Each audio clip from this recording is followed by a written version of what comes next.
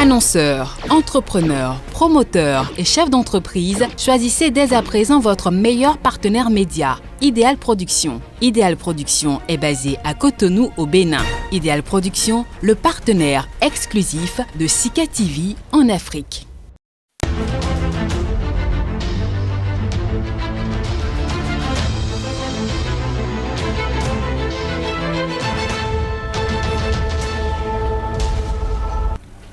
Bonjour à tous, une nouvelle semaine, nouvelle thématique. Merci de votre fidélité à ce rendez-vous de sujets qui nous concernent et bienvenue à tous. Une tension élevée au cours de la grossesse peut annoncer une prééclampsie, une des complications les plus redoutées qui affecte 2 à 8% des grossesses selon les pays et l'ethnie. Il s'agit d'une cause majeure de mortalité maternelle dans les pays en voie de développement. Dans la plupart des cas, un suivi permet d'éviter les complications graves, mais dans un cas sur 10, une forme sévère survient. Quels sont les signes qui doivent alerter les risques pour le bébé et la maman? Peut-on prévenir la prééclampsie? Le traitement, qui sont les femmes à risque? Quel est le traitement approprié? On en parle aujourd'hui avec Dr Zaïd Olatunji. Il est gynécologue obstétricien. Bonjour docteur et merci pour la disponibilité. Bonjour. Nous allons également dans un instant suivre le témoignage de M. Zachary Toko qui nous raconte dans une vidéo la prééclampsie de sa belle-fille. La prééclampsie, une complication de grossesse à connaître. Bienvenue à tous. Comme il est de coutume, nous avons cherché à savoir ce que les populations savent de la maladie. Suivons ensemble, on revient dans un instant. Les gens disent que c'est quand la femme enceinte fait une tension élevée sur la grossesse qu'elle a l'éclampsie. Les femmes enceintes qui tombent souvent de cette maladie. J'ai une amie, j'ai même perdu une amie, ça ne fait pas très longtemps. Et c'est pas elle que moi je connais ce que c'est. Ce dont elle est partie, c'est ça qui m'a fait un peu peur. J'ai beaucoup posé la question sur ça et il m'a expliqué. C'est la tension qui l'a attaquée. Elle est allée à l'hôpital. On a tout d'abord sauvé le bébé. Et le bébé est parti. Et après, elle-même, elle est partie. Je n'ai jamais entendu parler de ça. Je ne sais pas ce que c'est. J'espère qu'il y a les femmes en état dont la tension est élevée. C'est de ça. Souvent, la nervosité, les soucis qui causent ça. Tellement quand la femme a un souci élevé, peur, puisqu'elle est enceinte, bon, à mon avis, les méthodes de prévention que la femme se vide, c'est d'éviter les soucis. Moi, mon avis. Qu'elle soit dans de bonnes conditions. Surtout, la taille revient surtout au mari là, de bien s'occuper de leurs femmes quand elles sont en état. Quoi qu'en soient les problèmes là, qu'on oublie tout, que la femme soit tout le temps en joie. Là, je pense qu'on ne va même pas courir de gauche à droite pour cette maladie-là. Il y a aussi le repos qui compte beaucoup. Le repos et le sommeil aussi. La femme en état enceinte doit régulièrement aller aux soins et suivre les conseils des sages-femmes et suivre surtout sa tension. Et après ça, éviter de se mettre en colère. Retour sur ce plateau, Dr Olatunji, votre première réaction après cet élément? Je pense que de façon générale, la majorité des femmes savaient un peu de toute façon qu'il s'agit d'un problème d'hypertension artérielle et qui survient pendant la grossesse. Je pense que c'est déjà l'essentiel à savoir, à part quelques-unes en fait qui ne savaient pas. Mais là, au niveau des causes, ce n'est pas tout à fait ça. On va y revenir certainement. Déjà, c'est quoi la prééclampsie? Pour être clair, docteur. La prééclampsie, c'est une association d'une hypertension artérielle, c'est-à-dire que la tension artérielle va augmenter au-dessus de la normale, associée à des problèmes rénaux. Mais c'est une maladie qui va apparaître avec la grossesse et disparaître à la fin de la grossesse. Donc c'est une maladie qui est exclusivement liée à la grossesse. Quand vous parlez de tension élevée, nous sommes à partir de quel chiffre? Au-dessus, supérieur ou égal à 140 mm de mercure, comme on dit pour la systolique, et supérieur ou égal à 90 mm de mercure pour la diastolique. Est-ce qu'il y a des cas où on peut faire une prééclampsie sans que notre tension artérielle ne soit élevée? Oui, parce qu'en fait, c'est possible, oui. ça arrive régulièrement. Une des causes? Pas des causes, mais en fait, un des états, c'est que les patientes qui ont des prééclampsies sont souvent en hypovolémie. C'est-à-dire qu'il n'y a pas assez de liquide dans les vaisseaux.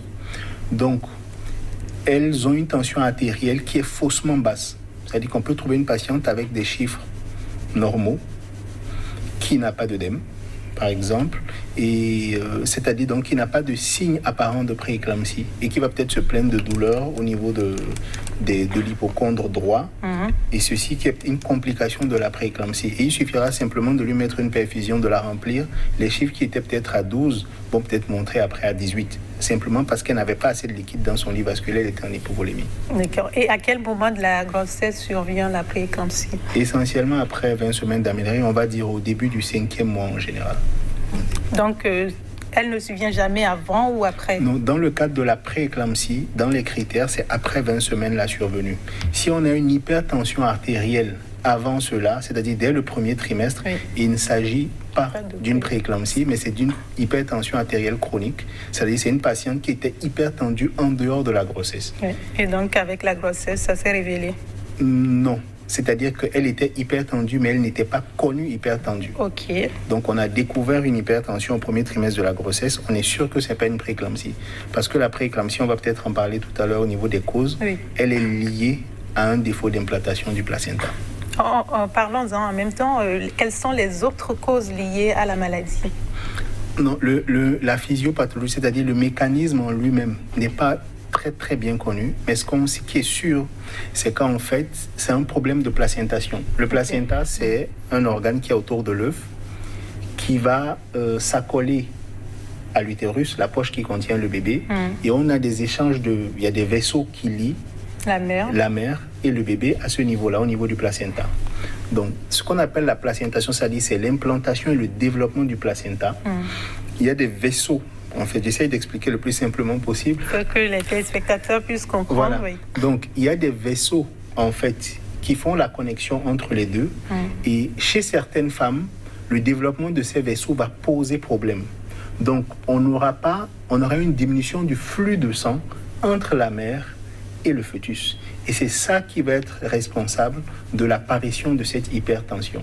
Parce que le corps de la femme va réagir en augmentant sa pression, parce que le sang ne passe pas bien de la mère vers le fœtus. Donc ça n'a rien à voir avec le stress, comme on l'a entendu dans l'élément, ou avec le sommeil? Non, ça n'a ni le stress, ni le sommeil, ni le fait de manger de la viande ou du sel.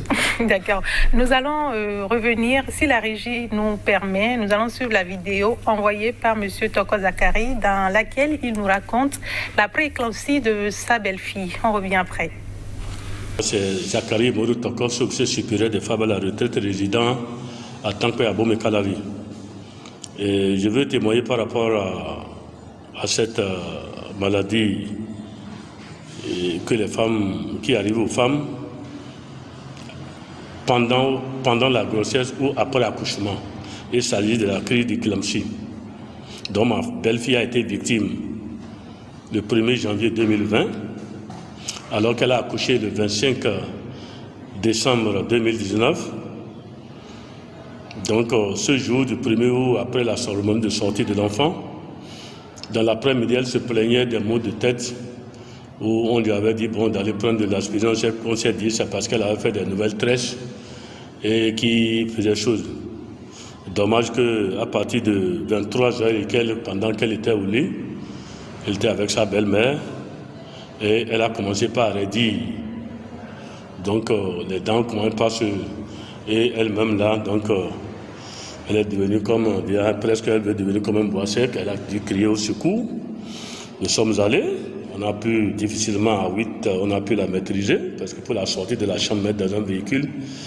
L'autre chance, c'est qu'on a l'hôpital Bethesda à Nesquia, à moins de 100 mètres de la maison, où rapidement les gens ont laissé tout le monde tout tomber. Ils ont fait diligence et ils nous ont vraiment donné satisfaction. Ce qui, c'est de là, ils ont dit, bon, on choisit entre le CNH et l'OMEL. Donc les enfants l'ont emmené à l'OMEL, où elle a suivi les soins adéquats, intensifs, pendant 17 jours avant qu'on ne soit libéré. Mais dommage, c'est que toutes les fois qu'elle revenait de la consultation prénatale, sa belle-mère lui demandait de voir le carnet. Elle remarquait que pendant la visite, les gens ne préparaient pas l'urine comme ils ont l'habitude de le faire. Elle dit, mais quelle est cette histoire? Et donc, les œdèmes, au fur et à mesure qu'elle s'approchait du moment de l'accouchement, les œdèmes avaient commencé par le pied.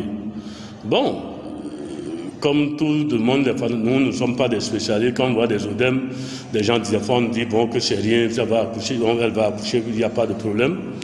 Et ces œdèmes n'étaient pas aussi développés, mais le jour de l'accouchement, et même là où elle allait en consultation à cette clinique, et même ils ont eu des difficultés pour qu'elle accouche parce qu'elle était déjà à une tension de 18 et quelques. Bon, je crois que ce n'est pas l'aide des produits ou autre, elle a pu accoucher.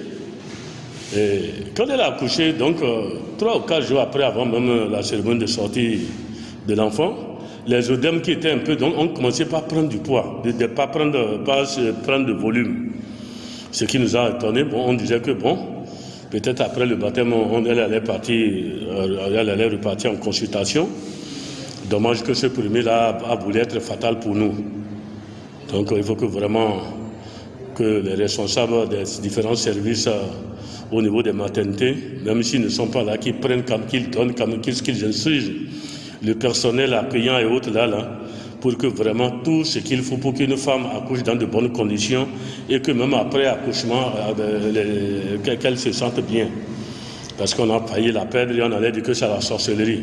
Alors que c'est cette crise due à une tension élevée qui entraîne des œdèmes, selon les explications qui m'avaient été données, donc qui entraîne des œdèmes, et ces œdèmes-là, vous allez les confondre avec les autres œdèmes, et vraiment, il faut que les gens, qu'on puisse en parler dans les radios communautaires, à la télé,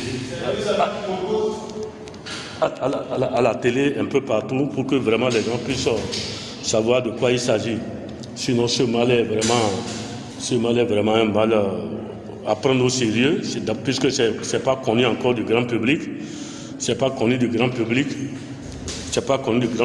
Donc, prenons-nous, je souhaiterais que vraiment le personnel, qu'on appelle soignants, et les responsables et les personnels soignants puissent en prendre les taureaux par les cornes pour vraiment une large diffusion afin que le peuple, c'est-à-dire la population, soit informée ou bien connaisse ce mal. C'est vraiment sérieux. Et nous, on a été déjà victimes. Des dispositions sont en train d'être prises pour peut-être une prochaine fois qu'elle sera en tas de grossesse. Parce que, comment on appelle, cet hôpital, on ne nous voit plus aller à cette clinique. Vous voyez, donc ça c'est déjà une perte de confiance pour cette clinique. Ça. Nous, on n'ira plus là-bas, on a pris déjà cette décision. Parce que s'il faut qu'une femme en état de grossesse ne soit pas suivie régulièrement jusqu'à l'accouchement, même après l'accouchement, alors vraiment ça laisse à désirer. Donc aux responsables de santé, vraiment, je leur souhaite, je leur demanderai, vraiment, si c'est une ONG ou si c'est des trucs qui vont créer, pour que vraiment qu'il y ait la diffusion, pour que ce mal soit connu et que les gens prennent des dispositions pour éviter des pertes en vies humaines, ça ferait beaucoup plaisir. Merci beaucoup pour ne pas être trop long. Toutes nos excuses pour la qualité de la vidéo et merci à M. Zakari pour la participation à la sensibilisation. Docteur, comme il a souligné, il est important de connaître la maladie, de prendre les symptômes au sérieux. Il a soulevé également une situation que je ne qualifierais peut-être pas de non professionnelle. Peut-être pas oubli, mais la belle-fille a rapporté plusieurs fois qu'elle n'a pas suivi un examen de l'urine et en plus, parfois, sa tension était élevée. Est-ce que le médecin n'était pas au courant? Vous n'avez pas vu venir une prééclampsie? On est une audite de décès, heureusement. Oui, mais bon, normalement, c'est que pendant la consultation prénatale, on prend les constantes de la malade. Donc, on a un œil sur sa tension artérielle. et bon, les bandelettes urinaires en fait vont être faites. Donc a priori, c'est justement le rôle de la consultation prénatale de pouvoir voir s'il y a des éléments en fait qui posent problème.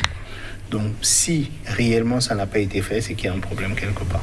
Pour les bandelettes, on les fait combien de fois? Parce que en préparant cette émission, j'ai discuté avec une femme enceinte également qui a soulevé le problème et qui s'est même inquiétée du fait que souvent ce n'est pas fait.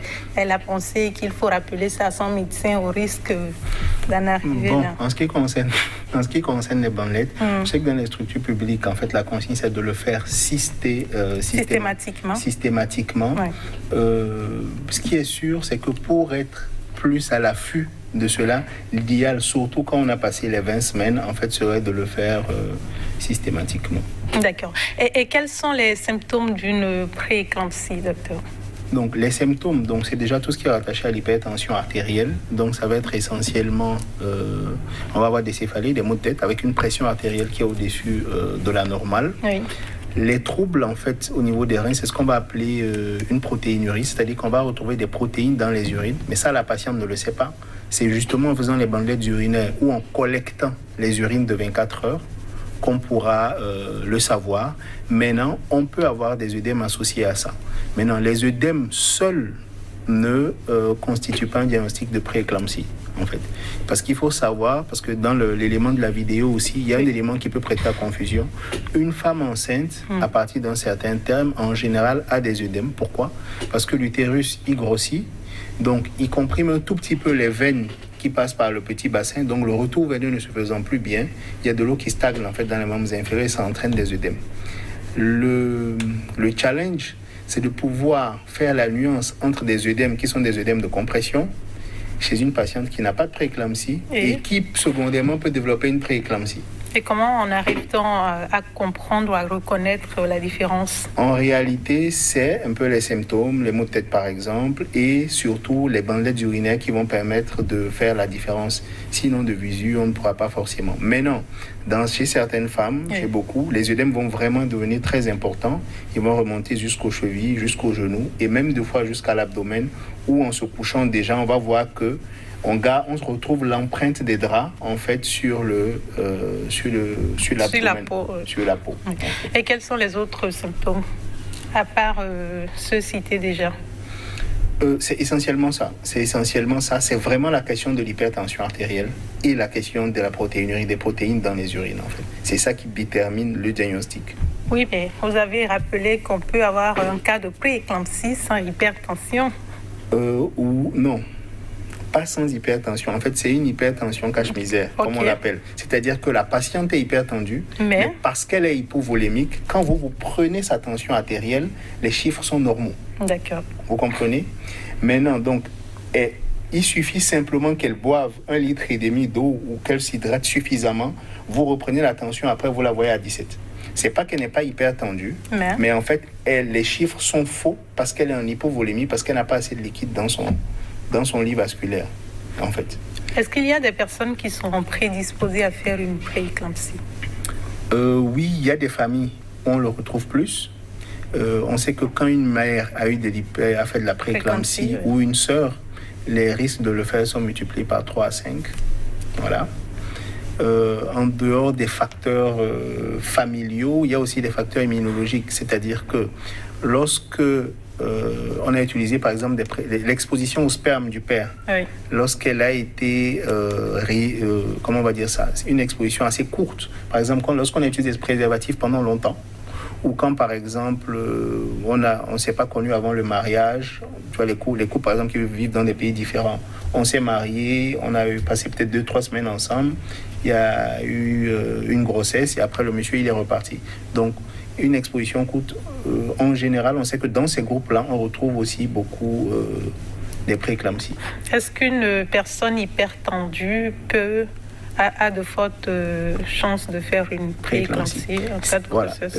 Une personne qui est déjà hypertendue, c'est-à-dire qu'elle a une hypertension artérielle chronique, elle va faire ce qu'on appelle une prééclampsie surajoutée, parce qu'elle était déjà hypertendue avant. Ce n'est pas la grossesse qui a amené l'hypertension, mais justement pendant la grossesse, les problèmes rénaux vont se greffer, et ça on va appeler ça une prééclampsie surajoutée. Vous avez parlé de prééclampsie qui survient 20 semaines après, alors que dans le cas raconté par monsieur Dr Zakari, c'est survenu après l'accouchement. Oui, bien sûr. J'ai dit que c'était une maladie essentiellement gravidique qui va survenir et finir avec la grossesse. Oui. En fait, pour vous, la grossesse s'arrête le jour où le bébé est sorti. Voilà. Mais pour nous, c'est pas le cas. Pour nous, c'est jusqu'au retour de couche, en fait, si vous voulez. En fait, après le retour de couche, elle est revenue en période gynécologique. Donc, effectivement, dans un tiers des cas, on peut avoir des prééclampsies qui vont survenir après l'accouchement, dans les 2 semaines qui suivent. Et dans le cas qui a été présenté, c'est une complication de la prééclampsie. Ça, c'est une éclampsie. C'est-à-dire, c'est une crise tonico-clonique suivie d'un coma en général. Et ça, c'est une complication de la prééclampsie. C'est ce qu'on appelle la crise d'éclampsie. C'est ce que le monsieur décrivait. Donc, la crise d'éclampsie vient après la délivrance? Non, la crise d'éclampsie est une complication de la prééclampsie. Ok. Donc, elle avait fait une prééclampsie sans qu'on ne détecte, c'est ça? C'est pour ça qu'elle avait des maux de tête et qu'elle avait des céphalées. Donc, elle avait une hypertension artérielle, mais qui s'est sûrement révélée après la sortie. Théoriquement, elle était censée revenir faire une consultation postnatale. Je ne sais pas si ça a été fait. Et là aussi, il faut faire attention parce que ça peut des fois être facile de dire on n'avait pas vu, mais très souvent les femmes, elles ont un rendez-vous dans la semaine qui suit ou dans les 10 jours qui suivent. 2 fois, elles ne viennent pas parce que le bébé est déjà sorti. Ouais. Donc, c'est aussi le moment, le lieu de rattraper ce genre de situation, en fait. Il ne faut rien rater en ce qui concerne les consultations. C'est ça, c'est l'idéal, en fait. C'est l'idéal parce que dans la majorité des cas, ça se passe bien. Donc, ça se passe souvent tellement bien que... Voilà. Et après, quand il y a un souci, on dit « Ah, il n'avait pas demandé ça ».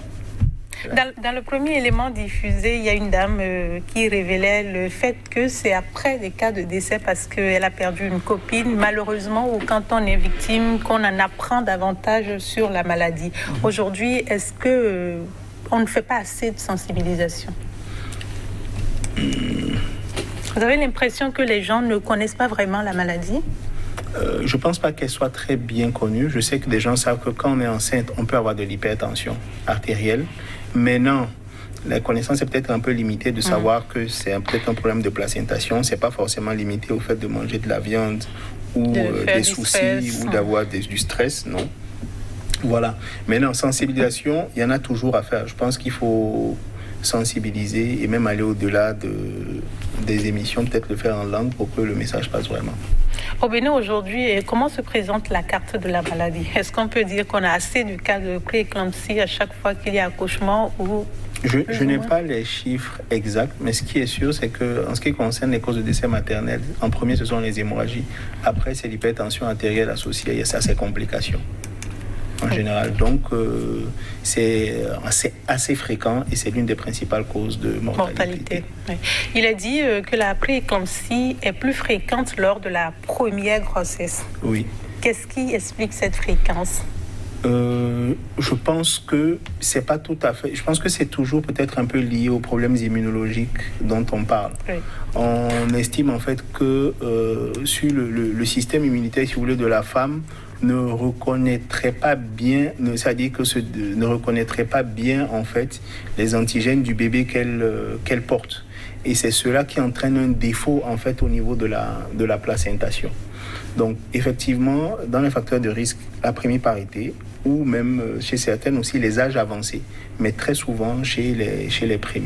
Est-ce que lorsqu'on a une grossesse rapprochée, ça pourrait être également... Oui, c'est un facteur de risque aussi, les grossesses rapprochées.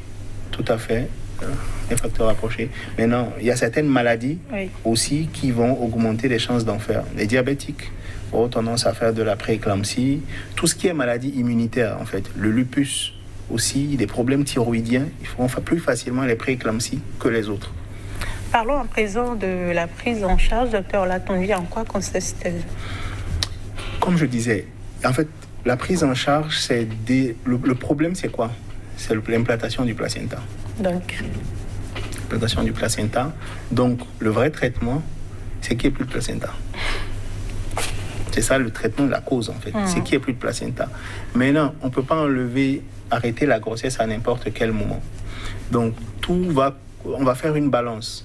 À savoir, avec les médicaments, on va essayer de limiter au maximum l'hypertension, en fait. Et de l'autre côté, de décider à quel moment on peut interrompre la grossesse de façon à ce qu'on puisse récupérer l'enfant qui puisse s'adapter à la vie extra-utérine. Donc avec une prééclampsie, la grossesse ne va jamais à terme. Elle peut arriver à terme si elle est contrôlée et si on n'a pas de complications. Tous les jours, tout le temps, on va rapprocher les espaces, les consultations. Et à chaque fois, il faudra vérifier, évaluer un certain nombre d'éléments de surveillance pour s'assurer qu'on ne passe pas en prééclampsie sévère. Voilà. Les éléments de surveillance, de quoi est-il s'agit? C'est la pression artérielle. Un élément très important, c'est le poids, c'est la prise de poids. De la mère ou du bébé? De la mère, parce que quand on a des édèmes, en fait, c'est de l'eau. Donc, il y a des prises de poids. Quand il y a une prise de poids rapide, voilà, on sait que c'est péjoratif. Sur le plan biologique, il y a toute une batterie d'examens à faire, parce qu'on n'en a peut-être pas encore parlé de ça, à cause des complications. Oui. Parce que la prééclampsie, elle va avoir pour complication, parce que ce placenta qui n'est pas bien vascularisé, il y aura des parties qui vont mourir sur le placenta, et il y aura la sécrétion de certaines substances qui vont créer une maladie au niveau des vaisseaux, des reins, du foie et un peu partout dans l'organisme. D'où les complications de la prééclampsie qui vont être une souffrance des reins, une souffrance du foie, une souffrance cérébrale, et même dans les vaisseaux, on peut avoir ce qu'on appelle une coagulation.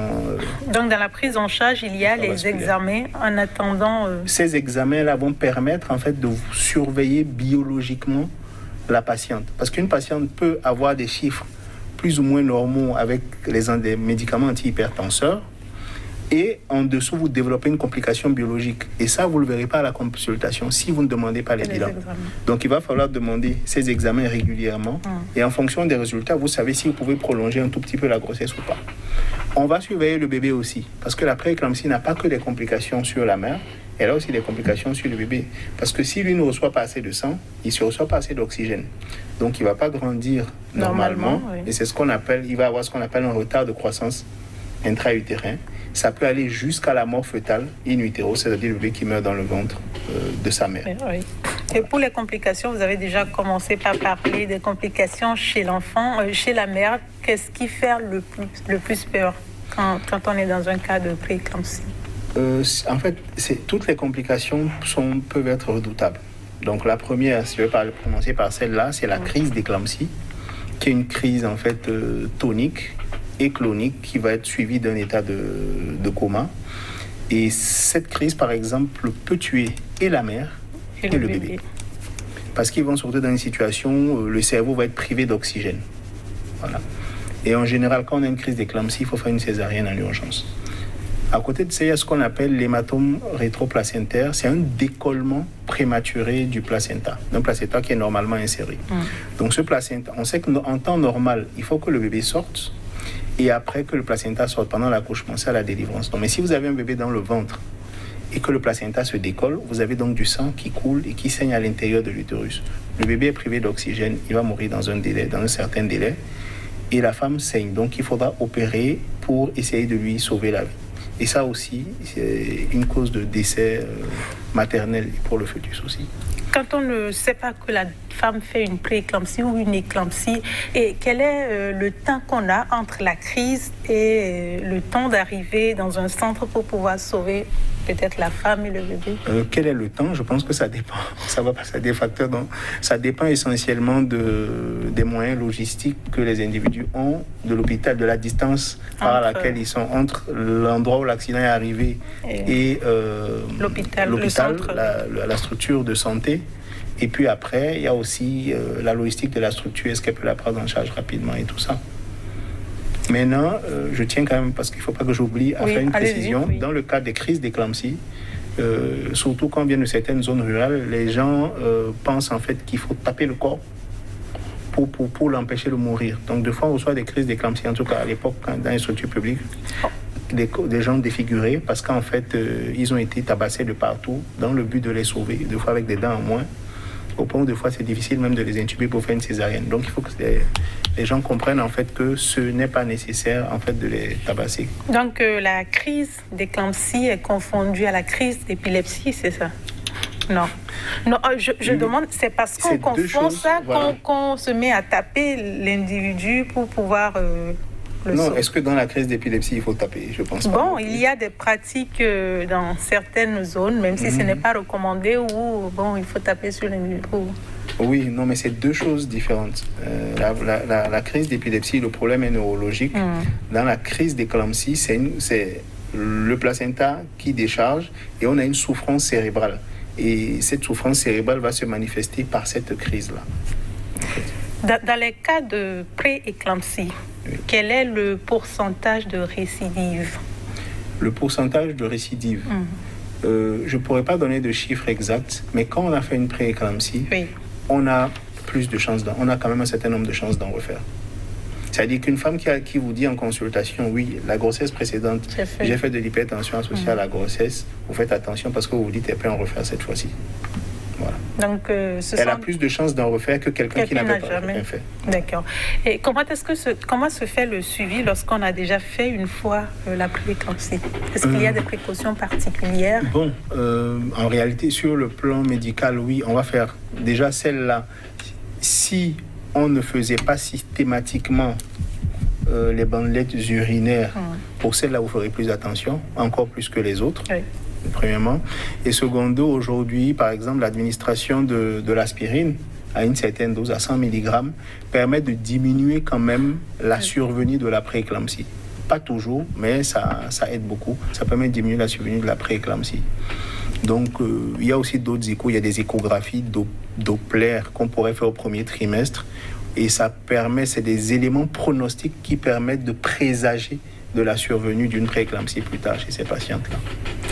Dans la préparation de l'émission, toujours, il y a une femme enceinte qui a voulu savoir le traumatisme après pré-éclampsie ou éclampsie. Comment gérer pour qu'à la prochaine grossesse, on n'ait pas peur de faire la même chose au point d'empirer sa situation?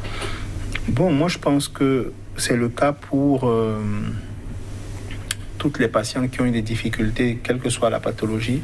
Il y a des traumatismes qu'il ne faut pas traverser seul. Je pense qu'on peut voir des psychologues après. C'est vrai qu'en Afrique, quand on dit psychologue... Est-ce que c'est une recommandation du médecin traitant ou c'est personnel? Non, je pense que le médecin traitant, quand en consultation, il s'en rend compte après, puisqu'il revoit sa patiente, même après, qui vous dit moi je pense que je peux avoir d'enfants. C'est le seul que je vais garder parce que je veux pas. Vous avez eu des cas comme ça? Oui, quand vous avez une patiente, il y a eu tout. J'ai pas terminé tout à l'heure. Oui. Il y avait le HELP, ce qu'on appelle le HELP syndrome, qui est une complication de la pré-éclampsie. C'est une complication purement biologique. Donc on va avoir en fait une défaillance du foie, les plaquettes qui vont être basses dans l'organisme et une hémolyse, les globules rouges qui vont éclater dans le sang. Et ça, il n'y a pas de signe clinique, mais c'est vraiment que les bilans qui vont le détecter. Donc, c'est des patientes que vous pouvez opérer en urgence, vous sauvez le bébé, mais la maman, vous avez fini d'opérer, mais ces différents organes ne fonctionnent plus bien. Et imaginez quelqu'un qui passe 2 semaines en réanimation, dans le coma, après une intervention. Donc, même quand elle revient après, si vous lui dites on va retomber enceinte, c'est pas tout de suite. Elle va refuser pour la première fois d'abord avant. Donc, ce genre de patientes, évidemment, elles sont traumatisées. Et elles doivent prendre le temps, en fait, déjà de respecter un certain temps avant de penser à une autre grossesse. Et si, en consultation, on se rend compte que le traumatisme est vraiment là, moi, je pense qu'il faut qu'on ait le psychologue de plus en plus facile, en fait. Et pour les patients et même pour les soignants maintenant. Parce que vous-même, parfois, vos patients vous traumatisent. Exactement. Et vous devez encaisser en silence. C'est ça, parce que vous devriez être là pour elles. Et pour eux, tout simplement. Docteur Olatunji, parmi ce qu'on entend en rapport avec la pré-éclampsie, il y a quelques aliments qu'il faut éviter. Est-ce qu'il y a un lien entre l'alimentation et la pré-éclampsie? Pendant longtemps, les gens, le monde pensait en fait que c'était lié à des questions de sel, de manger la viande et tout ça. Mais aujourd'hui, on sait qu'il n'en est rien. Comme on disait, c'est une maladie liée à un problème de placenta. Donc, on sait aujourd'hui qu'on ne va pas arrêter de manger du sel, ne changera pas grand-chose aux chiffres de la tensionnelle. Oui. Donc, ce qu'on recommande dans ces cas, c'est de manger normosodé, c'est-à-dire ne pas exagérer en sel. Voilà, de manger normosodé. Donc, il n'y a pas de lien réellement entre l'alimentation, la question de la viande. Il faut laisser les femmes enceintes manger la viande aussi. Revenons sur la question des complications. Il y a des complications que vous avez omis de citer ou sur lesquelles on n'est pas revenu plus explicitement. Ces complications, quelles sont-elles?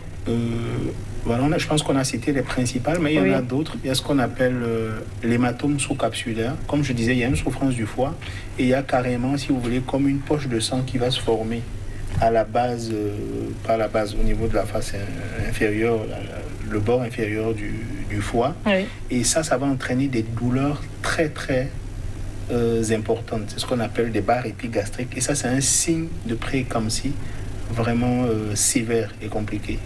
Et pour la petite histoire, comme vous en parliez, il est déjà arrivé d'avoir des patientes qui viennent avec que des douleurs épigastriques. Elle vous dit, j'ai mal là. J'ai mal au bas-ventre. La tension artérielle est normale et elle n'a pas d'œdème. Donc, a priori, elle n'est pas classée prééclampsie. Donc, ça discute, ça se dit, on va faire une fibroscopie. Et pendant qu'on discute, pendant la visite, la malade fait sa crise d'éclampsie. Donc, à ce moment-là, on met une voie veineuse, on commence à remplir. Et pendant le remplissage, les chiffres tensionnels, ils montent. Donc, ces douleurs, et après un sondage urinaire, on a eu les urines. Et là, on s'est rendu compte qu'il y avait une protéinurie très, très importante. Donc, effectivement, les barres épigastriques peuvent être un signe de prééclampsie. Ils peuvent venir isoler et ça peut tromper. Ça peut tromper. À côté de ça, on a le même problème au niveau du foie. Certaines patientes vont faire ce qu'on appelle un œdème aigu des poumons, c'est-à-dire que la pression va être tellement forte que le liquide qu'il y a dans le sang va se déverser dans les poumons. Vous savez que les poumons, c'est le lieu où il y a un échange de gaz, d'air, d'oxygène entre le sang et l'air. Oui. Donc si vous avez de l'eau dans les poumons, c'est comme si vous vous noyez dans votre propre poitrine et c'est quelque chose qui peut tuer aussi. Donc ça fait partie des complications pour lesquelles le pronostic vital est engagé. Exactement. Pour le traitement, on a parlé d'examen, on a parlé de la tension et tout ça. On a parlé essentiellement de la délivrance qui constitue le plus grand traitement en cas de prééclampsie. Est-ce qu'il y a d'autres traitements envisageables? Non, pas vraiment. Je pense que les éléments clés du traitement, mais s'il y a quelque chose peut-être à ajouter qui est très important, il faut aussi que la population sache qu'une prééclampsie ne se traite pas dans n'importe quelle structure de santé. Okay. Donc, c'est des malades qui doivent être dans une structure où il y a un bloc opératoire, où on est capable de prendre en charge aussi un nouveau-né prématuré. Donc, quand il y a des crises d'éclampsie ou des complications comme ça, ce n'est pas la peine d'aller s'arrêter au centre de santé du quartier. Il faut aller dans les hôpitaux de zone directement. Et même si vous arrêtez dans un centre de santé, c'est vrai qu'on a de moins en moins de centres de santé sauvages. Si quelqu'un vous gardez, il faut que vous sachiez en fait que ce genre de pathologie ça se prend pas en charge là.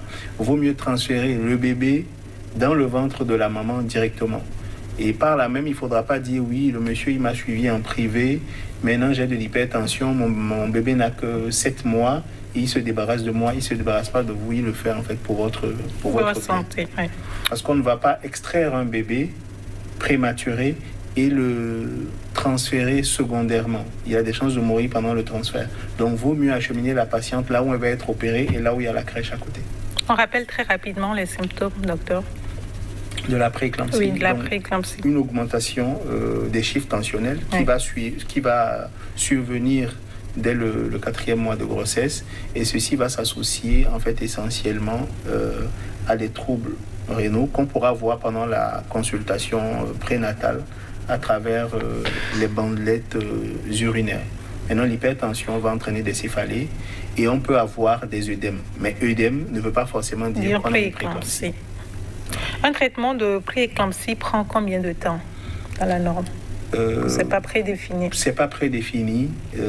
Ça dépend du temps qui reste pour que le bébé soit à terme. Si vous avez une patiente, le terme, nous on dit 37 semaines d'aménorrhée. Si vous avez une patiente qui a 37 semaines d'aménorrhée et qui a une prééclampsie, vous n'attendez pas une semaine pour sortir le bébé. Vous le faites sortir le plus tôt possible. Par contre, si vous avez une patiente qui a 7 mois et demi de grossesse et qui a une prééclampsie, vous regardez, est-ce qu'avec vos médicaments, les chiffres sont plutôt normaux? Est-ce qu'elle ne vous fait pas une complication à bas bruit sur le plan biologique? et comment se porte le bébé. Parce que si le bébé ne grandit plus du tout, qu'il est en retard de croissance, parce que le bébé aussi se bat pour survivre en fait. On n'en a pas assez parlé. Le bébé aussi se bat pour survivre en fait dans le ventre de la mère. Donc si vous faites des échographies Doppler et que vous vous rendez compte que le bébé ne prend plus un seul gramme depuis un moment, il ne fait plus pipi, c'est-à-dire que la quantité de liquide amniotique a complètement diminué. C'est des éléments qui nous montrent la souffrance en fait du bébé. Donc il peut arriver qu'on opère pour sauver le bébé, parce que si vous gardez 3 jours de plus, vous revenez 3 jours après et il y a mort fœtale. Vous retrouvez que le bébé n'est plus vivant. Voilà. Entre la première prééclampsie, la seconde ou les autres, est-ce que les symptômes, la manifestation est la même? Ça varie d'une patiente à l'autre et ça varie aussi chez la même patiente. Elles n'ont pas toujours la même symptomatologie, mais par contre, si l'une des complications, ce qu'on a remarqué, c'est que l'hématome rétroplacentaire, qui est une complication de la prééclampsie, c'est-à-dire le décollement prématuré du placenta, certaines patientes qui l'ont fait ont tendance à le refaire à la grossesse qui suit à la même période. On parle même de date anniversaire. Donc, il y a certains services où, si elle avait fait son HRP, son hématome rétroplacentaire à 35 semaines, certains services aujourd'hui hospitalisent la patiente un peu après pour pouvoir être surveillée de plus près. Donc, voilà. C'est selon le patient, selon ses antécédents. Et dans tous les cas, le mot d'ordre, c'est la surveillance. Dès que la patiente a déjà une première prééclampsie, il faut la mettre sous surveillance à tout moment. Non, le premier élément de la surveillance, c'est les consultations prénatales où on va faire plus attention à elle. Au fur et à mesure qu'on va avancer vers la fin de la grossesse, parce que plus on avance vers la fin, plus les chances de survenue augmentent, on va rapprocher probablement les consultations prénatales. Et on ne va pas hésiter plus facilement à aller sur certains bilans si on voit qu'il y a une prééclampsie qui survient pour la surveillance. C'est vrai que dans le traitement, on a parlé d'aspirine pour maîtriser en tant soit peu l'évolution de la grossesse. Est-ce que parce qu'on connaît les symptômes ou parce qu'on aurait déjà fait une prééclampsie, il faut soi-même prendre ces dispositions? Non, l'aspirine ne se prend pas n'importe comment. Vous laissez le soin à votre médecin de vous dire quand le commencer et quand l'arrêter. Parce que l'aspirine a la propriété de rendre le sang plus liquide. Par exemple, il faudra l'arrêter, peut-être en général, on va dire à 35 semaines. Mais si, par exemple, on se rend compte que la grossesse ne va pas atteindre les 35 semaines, il faudra l'arrêter avant. Parce que si vous avez opéré quelqu'un qui a du sang liquide qui ne se coagule pas, c'est la catastrophe. Donc, ça peut être dangereux de le faire soi-même. Donc, il faut laisser le médecin faire la prescription et décider de quand vous le commencez, de quand vous l'arrêtez. Et comment est-ce qu'on peut prévenir une prééclampsie? Je pense que s'il y a quelque chose d'essentiel à retenir, c'est vraiment les consultations prénatales. C'est vraiment les consultations prénatales parce que, quoi qu'on dise, c'est elles qui vont permettre en fait de filtrer. C'est comme si on fait des contrôles. Et comme je disais, quand ça se passe bien, on banalise. Mais quand on banalise et qu'on se retrouve avec une grosse complication, on dit « Ah, mais pourtant ça, il n'avait pas vu ». Donc c'est vraiment les consultations prénatales, respecter ses rendez-vous, ne pas disparaître pour réapparaître 4 mois plus tard, faire les bilans. Et la partie qui incombe au médecin après, l'administration d'aspirine, un certain nombre de choses, voilà. Et dans le cas où il y a déjà prééclampsie? Dans le cas où il y a déjà une prééclampsie, c'est la prise en charge. Je pense que les médecins sont suffisamment outillés pour le faire. Donc, comme on disait, la prise en charge, c'est essayer de gérer les chiffres de la tension artérielle. Et puis, en parallèle, s'assurer qu'on n'est pas en train de passer en sévérité, évaluer le niveau de la sévérité pour adapter la décision à ça, en fait. Lorsqu'il y a prééclampsie et qu'on perd la mère, par exemple, est-ce qu'il y a des dispositions particulières qui sont prises pour l'enfant, pour le suivi de l'enfant? Pour le suivi de l'enfant, bon, c'est vrai que le pédiatre répondrait mieux à la question. Mais si on perd la mère, je pense pas. Il y a plus de complications réelles après, mais quand même, parce que c'est une pathologie qui entraîne beaucoup de prématurité. C'est une prématurité induite. C'est que souvent, on va être obligé d'extraire les bébés avant que les enfants ne soient à terme. Donc, c'est des enfants qui sont plus fragiles que les autres. Et en général, les pédiatres en néonatologie savent comment les prendre en charge. Donc s'il y a des précautions à prendre, c'est vraiment en termes de néonatologie, parce qu'ils sont plus fragiles que les autres. Et lorsque la prééclampsie survient après, on a combien de temps est-ce qu'il y a une marge, c'est-à-dire après, parce que chez nous, la grossesse finit après l'accouchement, alors que ce n'est pas ça chez vous.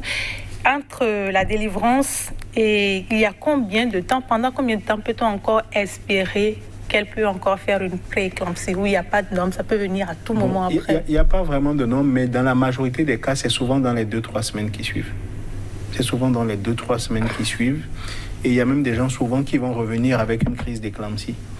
Et on s'est rendu compte aussi ces dernières années que, vous savez, après la délivrance, il peut rester des petits débris de placenta à l'intérieur de la cavité.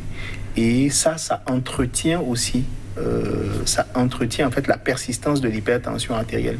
Donc il n'est pas rare de trouver des patientes qui reviennent avec une crise d'éclampsie où on fait une échographie, on se rend compte qu'il reste des débris placentaires, qu'on soit obligé d'aller réaspirer en fait. Et le fait d'aspirer tout ça après participe à baisser les chiffres tensionnels. Quand on parlait de traitement en rapport avec les examens, vous avez dit que vous alliez y revenir.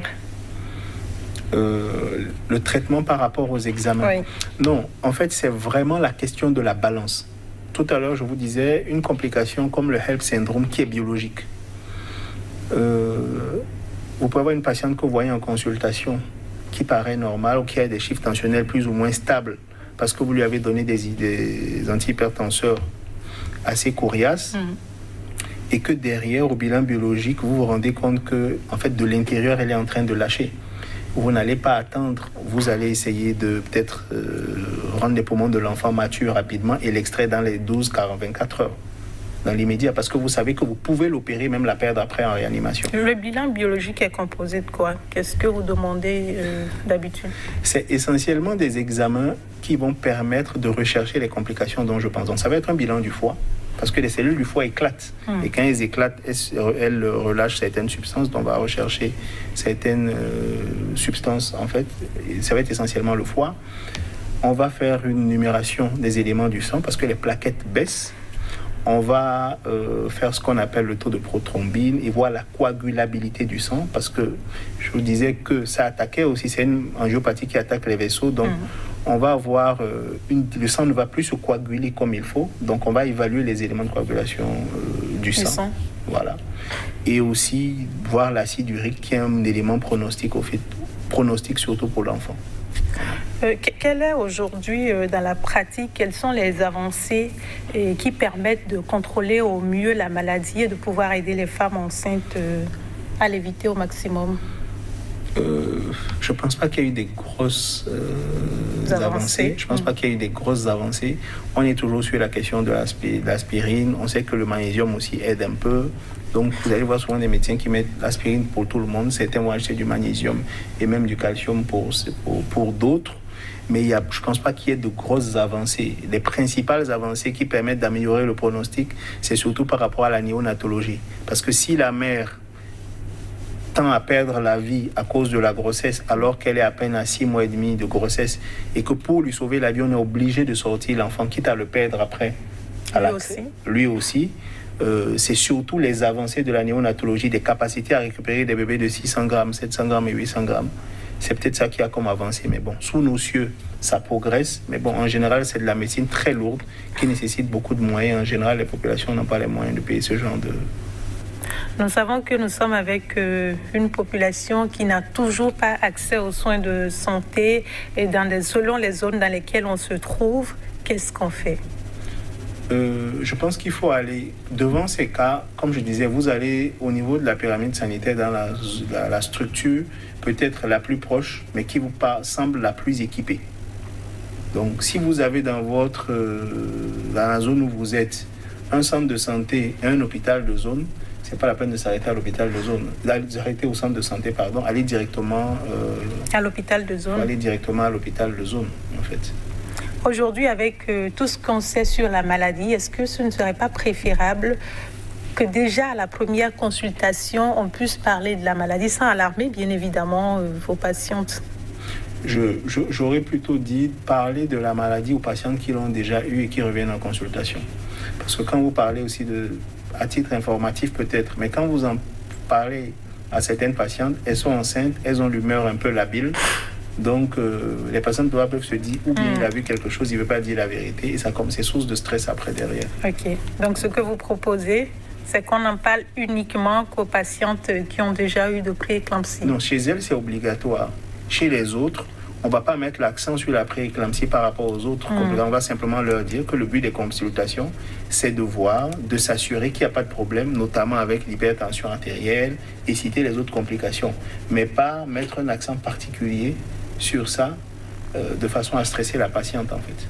Est-ce que vous avez eu dans la pratique, pas pour dénoncer vos confrères ou vos collègues, est-ce que vous avez eu des cas où la prééclampsie est survenue, que le médecin ne s'en est pas rendu compte et qu'il est reconnu après que l'erreur venait de lui?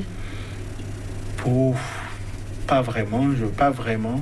Mais comme je vous ai dit, vous savez, c'est souvent facile de sniper, de tirer sur le personnel de santé, surtout quand les gens travaillent dans des conditions où, en général, ceux qui sont dans les hôpitaux de zone, c'est des héros, c'est des gens qui font 16 césariennes par jour dans un service, alors que vous avez 1 ou 2 personnes à la garde. Ça, il faut en parler, en fait. Donc, il faut beaucoup plus de médecins recrutés, il faut beaucoup plus de personnel. Parce qu'après, les gens, c'est pas des robots. À un moment donné, la tension elle baisse, donc des erreurs, il peut y avoir. Et quand erreur y est, c'est pas des assassins forcément. C'est des gens qui travaillent au-delà de fois de leur capacité. Et ça, il faut que ça se dise clairement. Et c'est pour ça qu'il est important que la malade elle-même ou la patiente, parce que quand on est enceinte, on n'est pas malade, la patiente elle-même puisse prendre des dispositions, surveiller au mieux sa santé et accompagner le médecin à mieux faire son travail. Oui, d'où l'intérêt pendant l'entretien. Ce qui est important, c'est qu'aujourd'hui, si une patiente, après cette émission, c'est que si elle a une prééclampsie, qu'à la grossesse suivante, il faut obligatoirement qu'elle en parle dans ses antécédents. Oui. De dire au médecin, moi, la grossesse précédente, j'avais eu ça. C'est important que je vous le dise. Je pense que c'est déjà quelque chose de gagné. Nous sommes presque à la fin de l'émission. Docteur, vous allez nous rappeler en matière de consultation, qu'est-ce qui est prévu pour aider les femmes à se faire suivre normalement? En matière de consultation, ce qui est prévu, c'est de faire ces consultations prénatales. On va dire minimum 3-4 le long de la grossesse. Le nombre peut augmenter selon le problème qu'on pose. Et au cours de la consultation, il faut savoir qu'il y a l'entretien et l'examen. L'entretien va permettre de voir, au cours de la discussion, est-ce qu'il y a des problèmes particuliers que vous posez? Le médecin, il va checker, par exemple, voir aussi dans vos antécédents. Si vous avez des antécédents et que le médecin n'en parle pas, c'est à vous de dire, dans le cas d'espèce, j'ai déjà eu une prééclampsie, ou j'ai une sœur qui a une prééclampsie, ou ma mère a une prééclampsie. C'est important de le dire parce que ça permet au médecin d'adapter en fait son suivi à votre particularité. Voilà. Et puis, respecter les rendez-vous.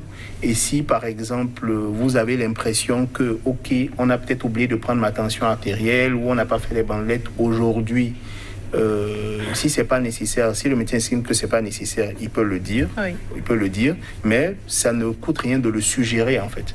De le suggérer. Voilà. Pour finir, docteur, un mot.